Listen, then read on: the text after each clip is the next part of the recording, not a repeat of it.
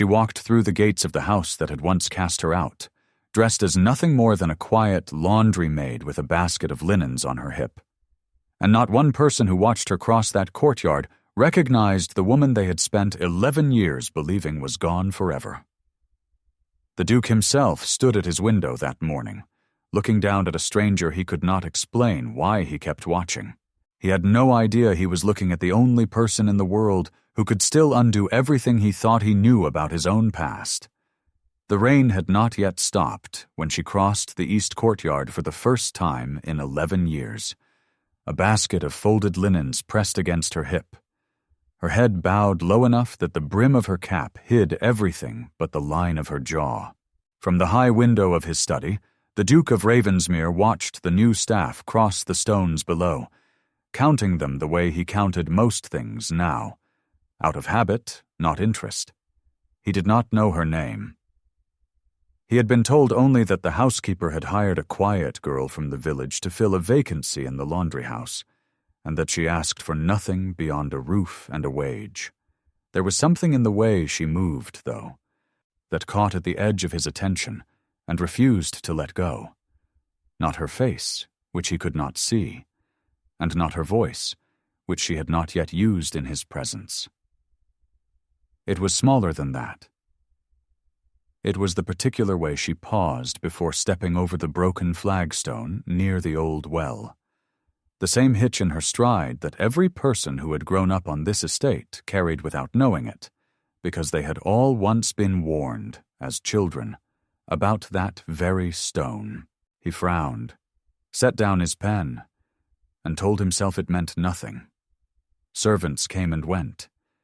He had learned over the years not to look too closely at any of them, but he kept watching anyway, long after she had disappeared beneath the archway and into the servants' passage, and long after there was any reasonable explanation for why a duke would spend that much of his morning staring at an empty courtyard in the rain. Something in his chest had gone quiet and alert at once, the way it might before a storm changes direction, though he could not have said what it was responding to.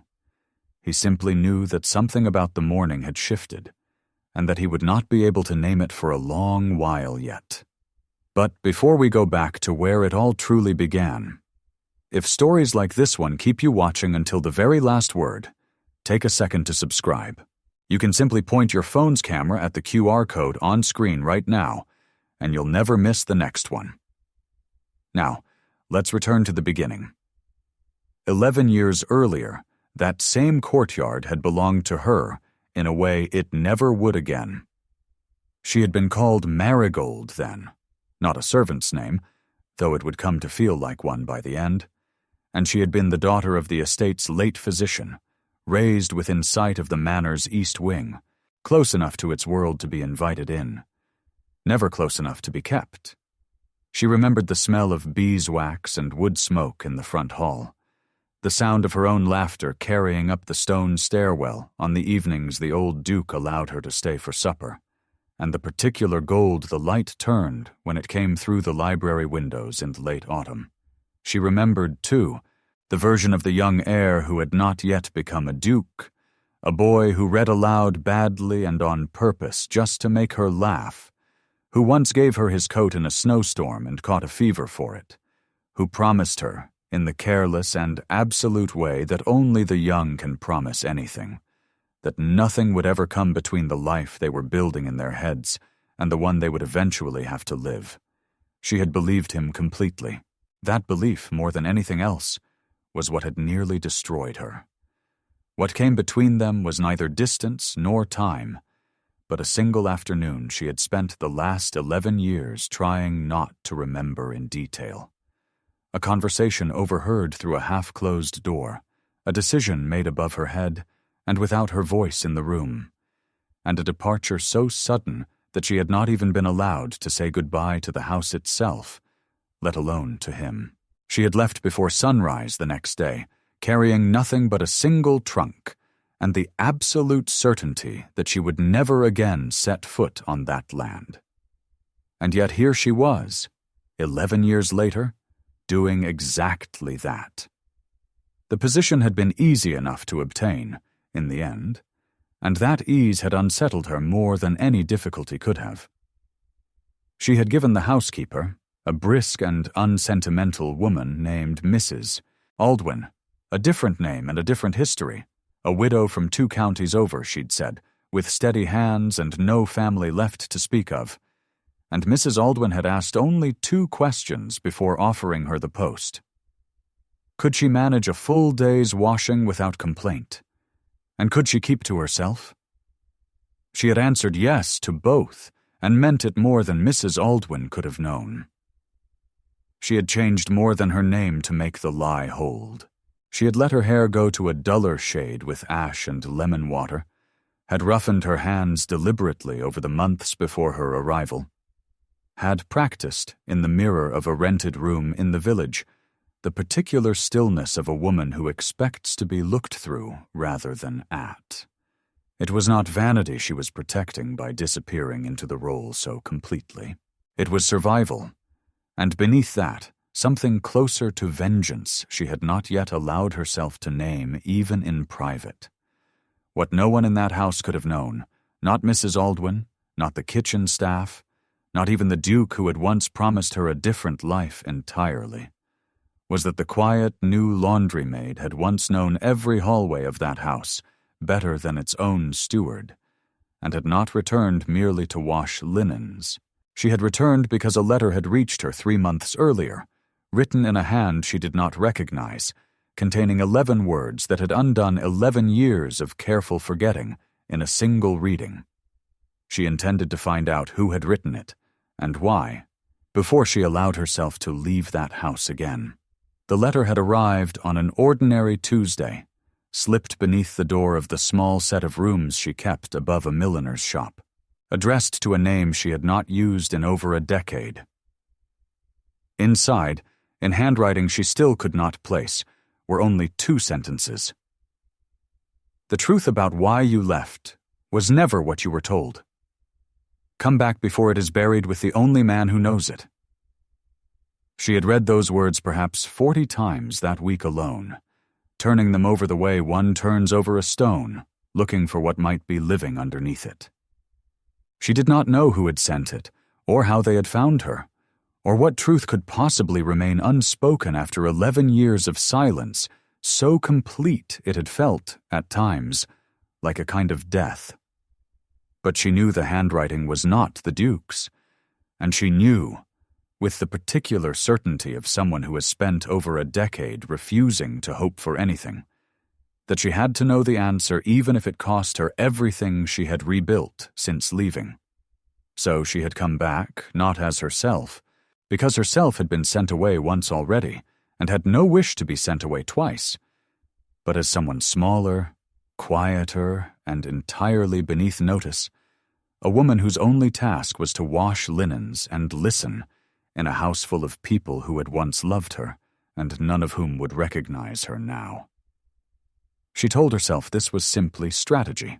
She did not yet let herself wonder whether some part of her had also wanted, after 11 years, to simply stand inside those walls again, even disguised, even unseen, even if it broke her quietly all over again to do it. The work itself was not difficult, only relentless. Water that scalded the hands by mid-morning, sheets heavy enough to ache the shoulders by evening, and a silence among the staff that she had not expected, though she understood it within her first week. This was not a house that encouraged conversation among its lower servants. The housekeeper ran it with brisk efficiency. The upper staff kept to their own circles, and the new laundry maid was, as far as anyone in that house was concerned, simply one more pair of hands among many, indistinguishable from the ones who had come before her and the ones who would inevitably come after. She found, to her own quiet surprise, that the invisibility suited her better than she had expected it to. No one studied her face long enough to find anything familiar in it. No one asked questions she would have to answer carefully. She moved through corridors she had once walked as a guest, now carrying baskets through servants' passages built into the walls precisely so that people like her would never be seen by people like the family upstairs. And there was a strange, aching relief in that erasure, even as it cost her something each day to feel it. The Duke, in those first days, was nothing more to her than a voice down a hallway, a set of boots crossing the floor above the laundry room. A name the other servants spoke with the particular caution reserved for men who had grown harder and quieter with each year that passed, since something, no one would say what, had gone wrong in the household long ago. She had not seen his face yet. She told herself she was in no hurry to. She was not entirely certain she believed herself. It happened on a Thursday, in the kind of small moment that changes nothing and everything at once. One of the youngest housemaids, barely past her apprenticeship, had broken a porcelain basin belonging to the old Duchess's private chambers, a piece no one was meant to touch, let alone shatter, and one that would certainly cost the girl her position if discovered. The girl stood frozen in the corridor with the pieces in her apron, white-faced, while the rest of the staff hurried past, none of them willing to be associated with the disaster even by proximity. The laundry maid stopped. She knelt without a word, gathered the shards with careful hands, and spent the better part of that evening in a corner of the scullery she was not meant to occupy, mending the basin with a technique she should not have known, a method of porcelain repair her late father had taught her as a girl, using a paste of egg white and finely ground shell that left almost no visible seam. She returned the mended basin to its shelf before dawn, said nothing to anyone, and accepted no thanks because there was no one to give it.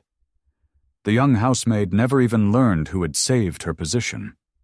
She did not do it to be noticed, and for nearly everyone in that house, she succeeded completely in going unnoticed. But the rain had stopped some time after midnight, and the corridor window near the scullery had been left unlatched against the heat, and the Duke, unable to sleep, had been walking the lower halls alone in the way he often did when the silence of his own rooms became too loud to bear. He saw only a shape in the dim light, kneeling over broken porcelain with a stillness and a care he recognized from somewhere he could not immediately place. He said nothing. He did not yet know why the sight had unsettled him so deeply.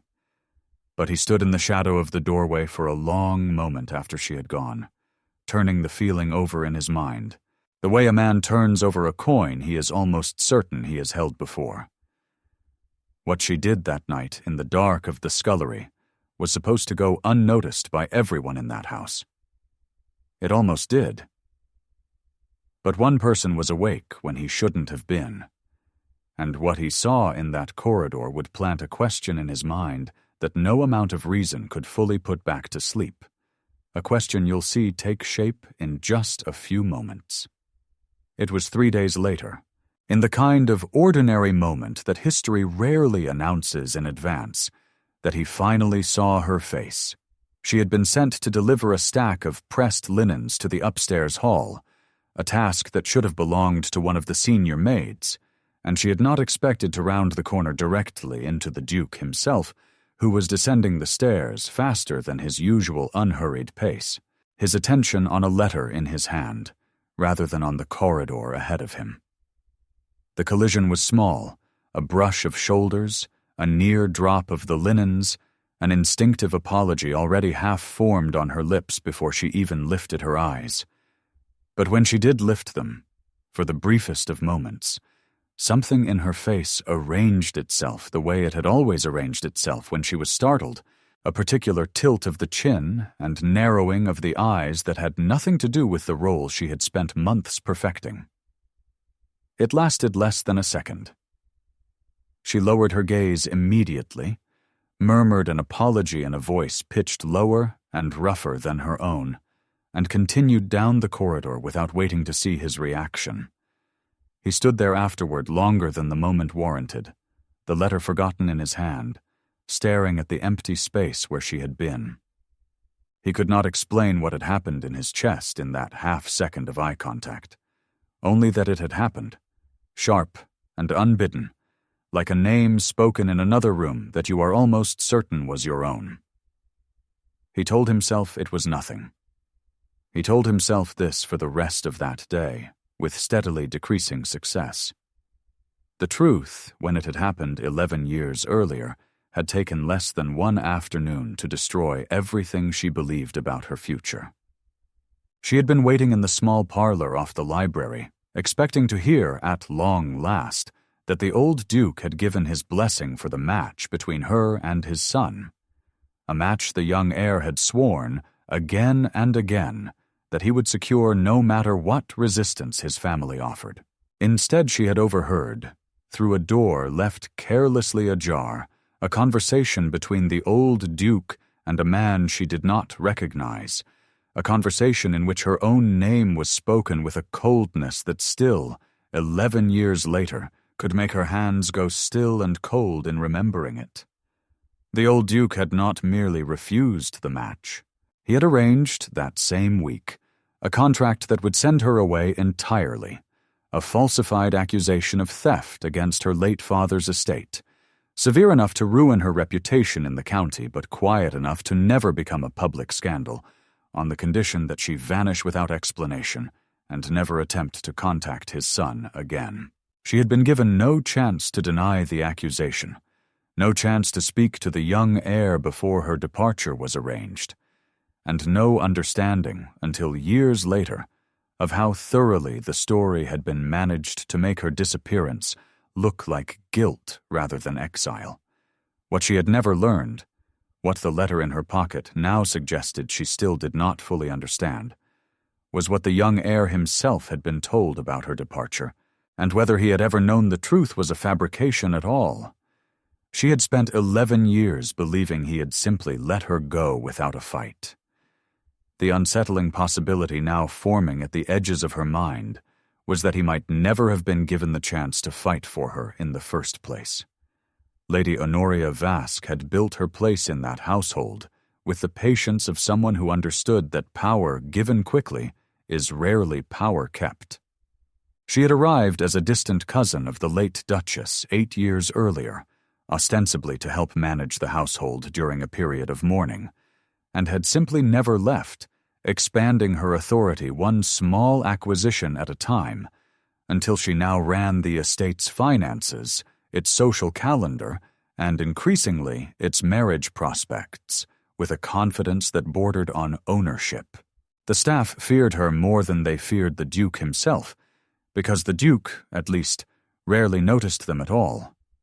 It was widely understood, though never openly discussed below stairs, that Lady Honoria intended to become the next Duchess of Ravensmere, and that she had spent recent months steering the Duke toward a formal engagement with a careful mixture of patience and quiet manipulation that left him feeling the decision was entirely his own.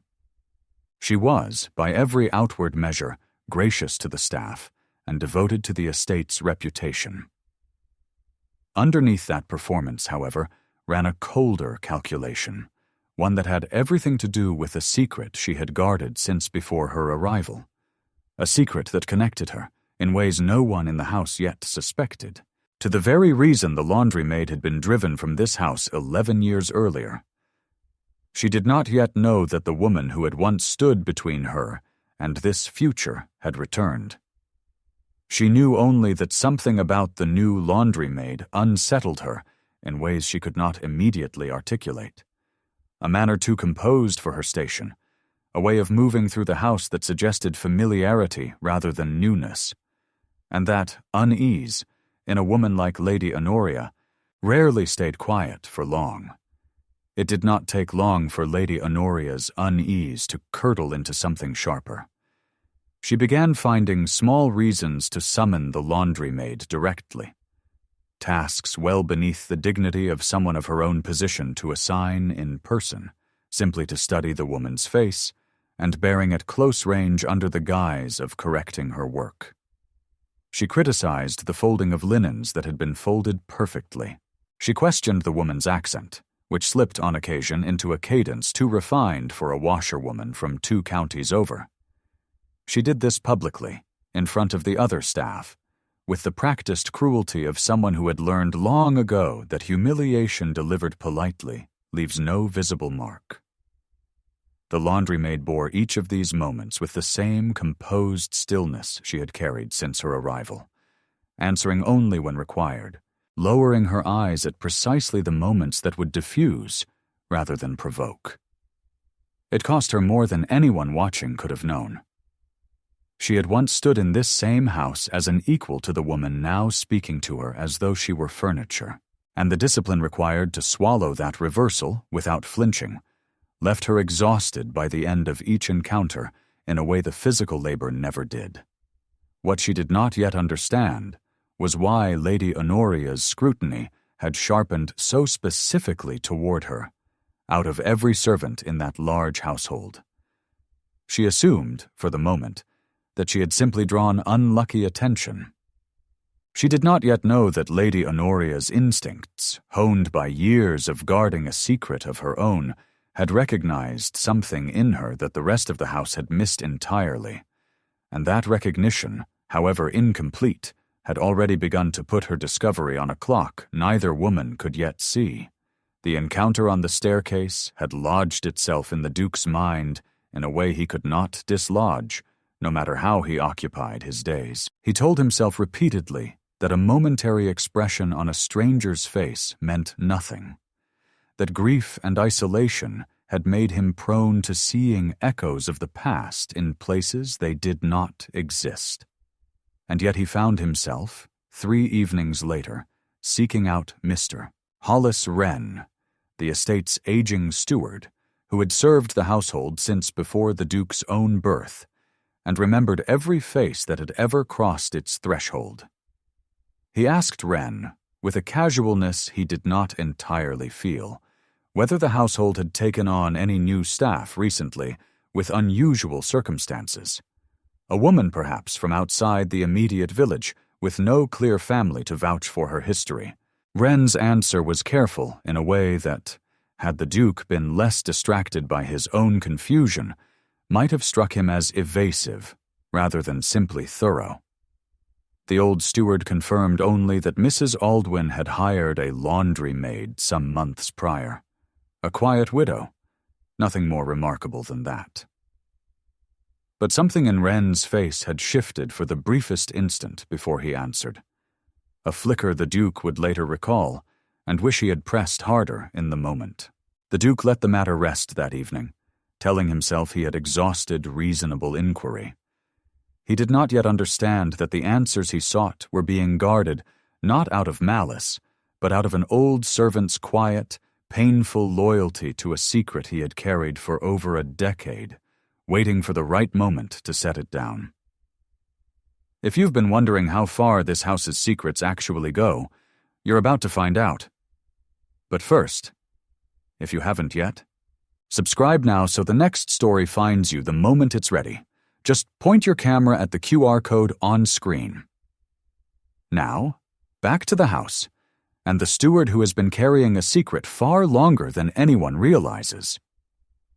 The closest she came to discovery in those early weeks happened in the estate's old library, a room she had been sent to dust on a morning when she believed the house to be otherwise occupied. She had not expected to find the Duke there, seated at the same writing desk that had belonged to his father, and by the time she registered his presence, retreat would have drawn more attention than simply continuing her task in silence. He did not speak to her at first, absorbed in whatever correspondence occupied him, and she moved through the room with practiced efficiency, careful to keep her back to him, her face angled toward the shelves rather than the desk. It was the room itself that betrayed her composure, not his presence. This had been her favorite room in the house once, and her hands knew, without her permission, exactly which shelf held the volumes of poetry she used to read aloud in this very space, exactly which floorboard near the window creaked the way it always had. She caught herself reaching for a particular book before her mind could stop her hand, and she froze with her fingers an inch from its spine. "You know this room well, for someone newly arrived," he said, not looking up from his letter, his tone idle rather than suspicious. Her heart went still in her chest. She answered, after a pause that felt far longer than it likely was, that she had always had a fondness for libraries, learned from her late father, and that any room full of books felt familiar to her regardless of whose house it belonged to. It was, she would later think, the truest lie she had ever told. He accepted the answer with a small nod and returned to his letter, and she finished her dusting and left the room as quickly as dignity allowed, her pulse not slowing until she had closed the door behind her. She thought she had walked out of that library with her secret still intact. She was almost right. But one quiet question, asked without suspicion, was about to start a clock neither she nor the Duke could hear ticking yet, and by the time either of them noticed, it would already be too late to stop what came next. Hollis Wren had recognized her on the very first morning Mrs. Aldwyn brought the new laundry maid through the lower hall for introductions, though he had said nothing then, and had said nothing in the weeks since. He had served this family for nearly 40 years, had carried trays into that same parlor on the afternoon the old Duke arranged her ruin, and had stood close enough to the half-closed door to hear every word of the conversation that had sent her away. Close enough, in fact, that he had spent the 11 years since wrestling with a guilt he had never confessed to another living soul. He had been a young man then, newly promoted to under-steward, with a family of his own to feed and a position he could not afford to lose by speaking out of turn against his employer. He had told himself for over a decade that his silence had been necessity rather than cowardice. Watching her now, hauling baskets of linen through corridors she had once walked as a guest of the house, he was no longer certain the distinction mattered. He did not approach her directly at first, unwilling to risk exposing her before he understood what she intended, and unwilling, too, to confront the shame of what his silence had allowed to happen to a girl he had once been genuinely fond of. Instead, he watched her carefully from a respectful distance, noting the particular care she took to avoid the family portraits in the East Corridor. The way she flinched, almost imperceptibly, whenever the old Duke's name was mentioned by other staff, who had no notion of what that name meant to her. He recognized, in those small unconscious gestures, the same grief he had carried for 11 years, without ever finding the courage to address it. It was the letter that finally convinced him to act. Not the one she had received, which he knew nothing about, but a different letter entirely. One he himself had written and sent 3 months earlier, to a woman whose forwarding address he had spent considerable effort and discretion tracking down through a former housemaid, who had once been her friend. He had been the one to write those 2 unsigned sentences that brought her back to this house, driven by a conscience that had finally grown too heavy to carry alone, and by the quiet, desperate hope that her return might force into the light a truth he no longer had the strength to keep buried by himself. He had not expected her to come disguised. He had not expected either how much harder that disguise would make it to find the right moment to finally speak.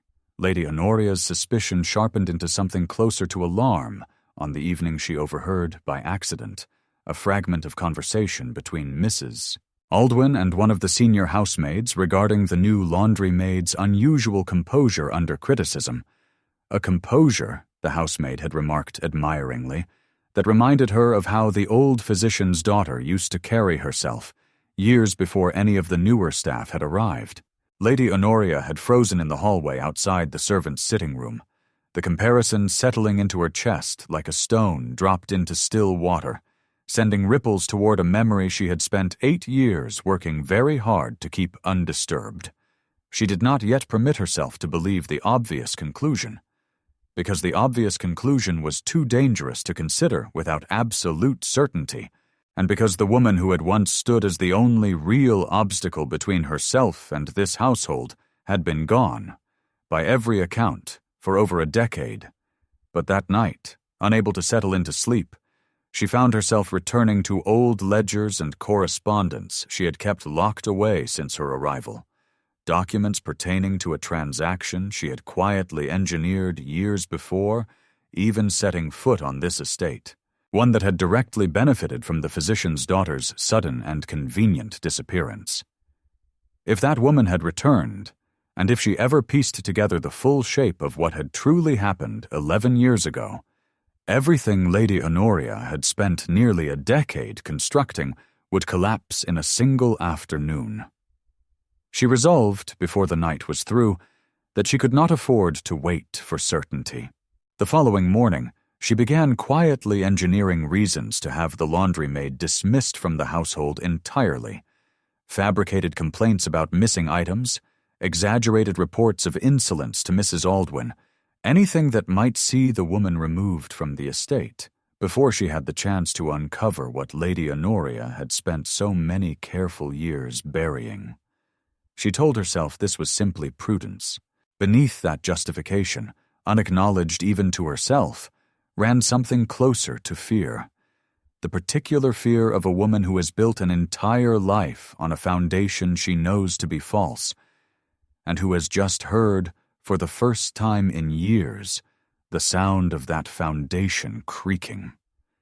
It happened while searching for an old estate ledger in a disused storage room adjoining the library, a task he had set himself less out of necessity than out of a restlessness he could not otherwise name. Among boxes that had not been opened since his father's death, he found a small wooden case he did not immediately recognize, its hinges stiff with disuse, its surface marked with a faint constellation of water damage near one corner.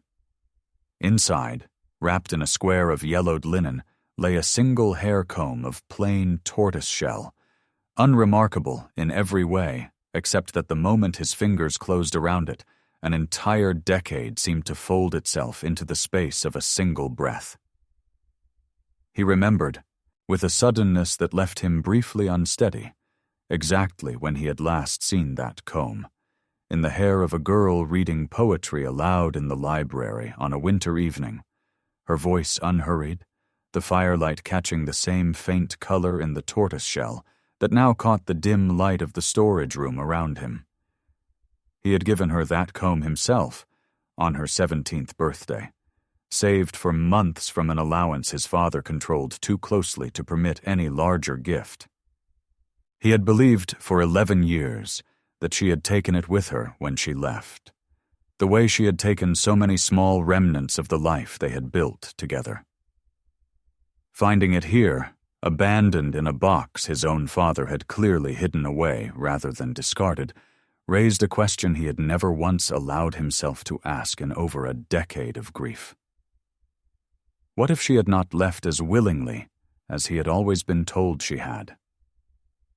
He sat with the comb in his open palm for a long while, the storage room growing dim around him as the afternoon light shifted, turning the object over and over as though its weight might eventually yield an explanation.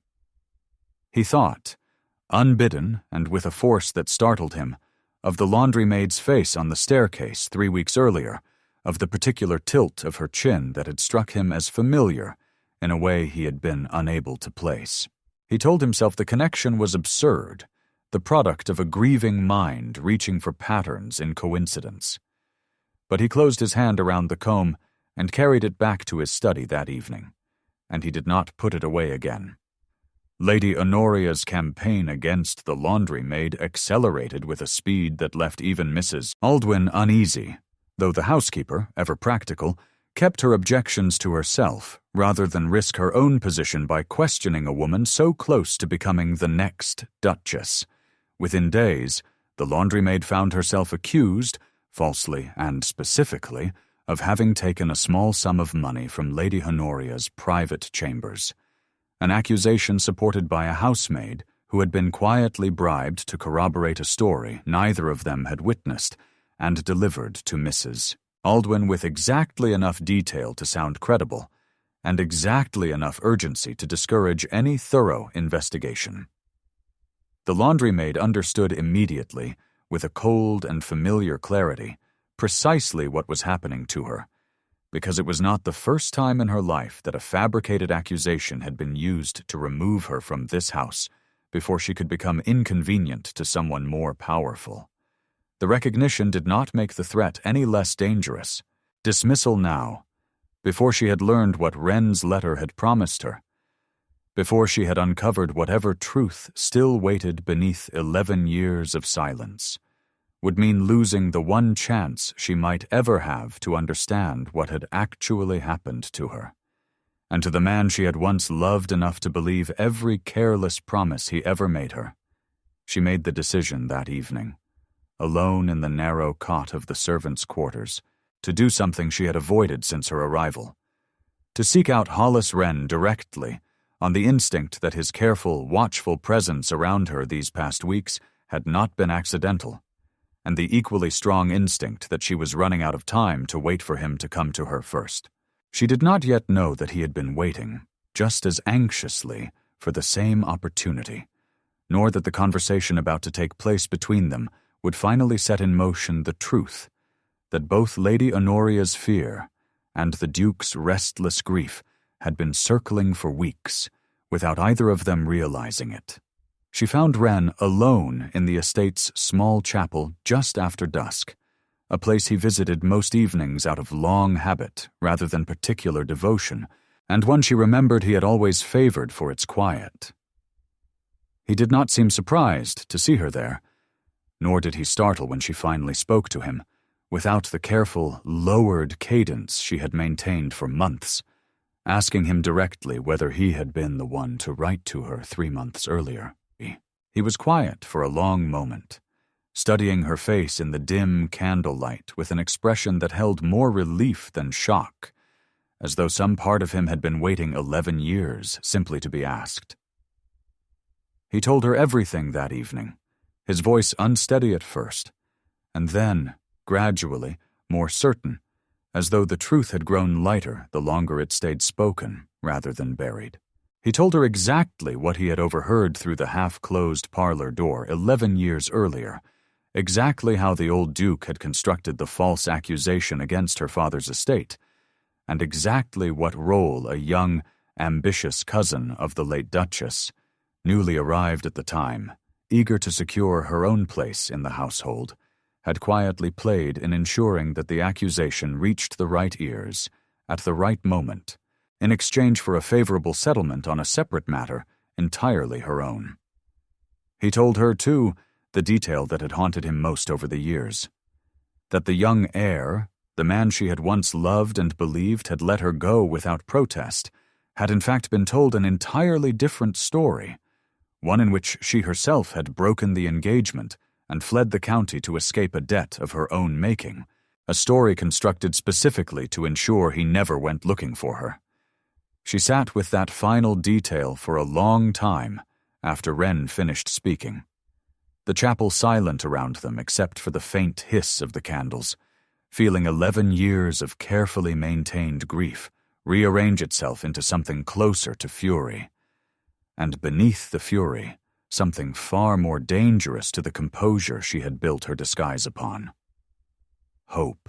If the Duke had never truly let her go, if he had been lied to as thoroughly as she had been, then the question that mattered now was no longer simply what had happened 11 years ago. It was what he would choose to do, and who he would choose to believe once he finally learned the truth, and whether 11 years of grief and distance had changed him into a man capable of choosing her again at all. He sought her out 2 days later, not as a duke summoning a servant, but with the careful, almost apologetic restraint of a man unsure of his own instincts, finding her alone in the laundry house in the gray hour just after dawn, before the rest of the staff had risen. He had spent those 2 days turning the tortoise-shell comb over in his pocket more times than he could count, asking himself the same impossible question from every angle he could manage, and arriving, each time, at a conclusion too implausible to act on and too persistent to ignore. When she looked up and found him standing in the doorway, something in her face went very still, the particular stillness of a person who has rehearsed 100 versions of this moment and finds none of them sufficient now that it has actually arrived. He did not accuse her of anything. He simply held out the comb, resting in his open palm in the thin morning light, and asked, with a quiet that cost him more than any shout could have, whether she recognized it. She looked at the comb for a long moment before she looked at him, and in that pause, 11 years of careful disguise strained against a truth that had grown too large and too close to contain any longer. She told him, finally, in her own voice, unaltered for the first time since her arrival, that she had given up hoping anyone in this house would ever ask her that question directly. The recognition that moved across his face in the seconds that followed was not disbelief, because some part of him, he would later admit, had already known since the staircase, since the library, since the kneeling figure he had glimpsed mending broken porcelain in the dark. It was instead the slow, devastating arrival of certainty, the final collapse of 11 years of carefully maintained grief into the shape of the woman standing in front of him, alive and present, and changed in ways he had not yet begun to understand. He said her true name aloud for the first time in over a decade, and the sound of it in his voice undid something in her chest that she had not allowed herself to feel since the morning she left this house in disgrace. Neither of them spoke again for a long while. There was, for the moment, nothing in either of their carefully built composures left standing strong enough to manage it. He finally knew her name. What he didn't know yet was that the woman who had engineered her exile 11 years ago was standing in that very house, and that she was about to make one last, desperate move to keep the truth buried in front of everyone. The truth could not remain contained to the privacy of the laundry house for long, not in a household where Lady Honoria had spent weeks cultivating informants among the staff, and word of the Duke's early morning visit reached her by midday, garbled but specific enough to alarm her into action. She made her move that same evening, during a gathering the Duke had organized to formally announce his intended engagement, an event she had pressed him toward for months, and had no intention of allowing some laundry maid to disrupt, regardless of what private conversation might have occurred between them that morning. She had not accounted for the Duke himself, choosing that exact gathering as the place to finally speak the truth aloud, nor for Hollis Wren, standing quietly near the doorway, prepared at last to confirm publicly what he had confessed to her privately 2 evenings before. The Duke rose before his assembled household and guests, his voice steady in a way that silenced the room more effectively than any volume could have, and announced that the woman they knew as a laundry maid was, in fact, the daughter of the estate's late physician, wrongfully accused and exiled 11 years earlier through a deception his own father had orchestrated, a deception that he had since confirmed through Wren's testimony and through documents recovered from his father's private correspondence had been engineered with the direct assistance of someone presently in that very room. The assembled guests turned, almost as one body, toward Lady Honoria, whose carefully composed expression had begun, for the first time in 8 years, to crack visibly at the edges. The laundry maid, Marigold, restored now to a name she had not spoken aloud in that house in over a decade, stood at the edge of the room, in her plain servant's dress, every eye upon her, 3 witnesses among the staff stepping forward unbidden to confirm what Wren had already said, their faces a mixture of shock and, in more than one case, quiet vindication on her behalf. She did not move toward the Duke. She simply stood very straight and let the truth, after 11 years of silence, finally finish the work she had been too afraid to attempt alone. Lady Honoria's composure did not survive the next several minutes, though she attempted, with the same practiced grace that had served her for nearly a decade, to recast the unfolding revelation as a misunderstanding rather than the unraveling of a fraud she herself had helped construct. She insisted, her voice climbing toward a pitch the room had never heard from her before, that she had been a mere bystander to events that occurred before her own deeper involvement with the family, that whatever arrangement the old Duke had made was his alone to answer for. Wren, however, had come prepared for exactly this evasion, producing a letter he had kept hidden for over a decade, written by Lady Honoria herself to the old Duke, outlining precisely the terms of the favorable settlement she required in exchange for ensuring the physician's daughter's accusation reached the right magistrates with the right urgency. The room's reaction shifted from shock to something closer to disgust as the letter was read aloud, its language leaving no ambiguity about the calculation behind Lady Honoria's involvement, nor about the personal financial gain she had extracted from an innocent woman's ruin. The Duke, for his part, said nothing further to her directly. He had no need to. He simply turned to his steward and instructed, in a voice gone cold with a fury he had rarely shown in public, that Lady Honoria's presence on the estate be terminated by mourning, and that any further claim she believed herself to hold over the household's affairs be considered void as of that evening. She left the gathering within the hour, her engagement to the Duke dissolved before it had ever been formally announced, her reputation among the county's families almost certainly beyond repair once word of the evening's event spread, which it would, swiftly and thoroughly, through every household connected to this one. No one in that room felt the need to soften her departure with sympathy. She had built nearly a decade of comfort and status on another woman's exile, and the consequence that finally found her, though it cost her everything she had carefully assembled, asked of her nothing more than what she had once been willing to take from someone else without a second thought.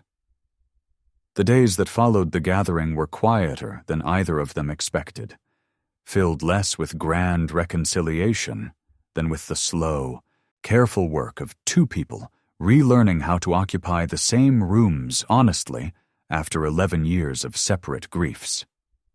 The Duke sought her out each morning, not as a duke summoning anyone, but simply as a man uncertain of his welcome, and she allowed him, gradually, the kind of access to her present self that she had spent over a decade convinced she would never offer anyone again.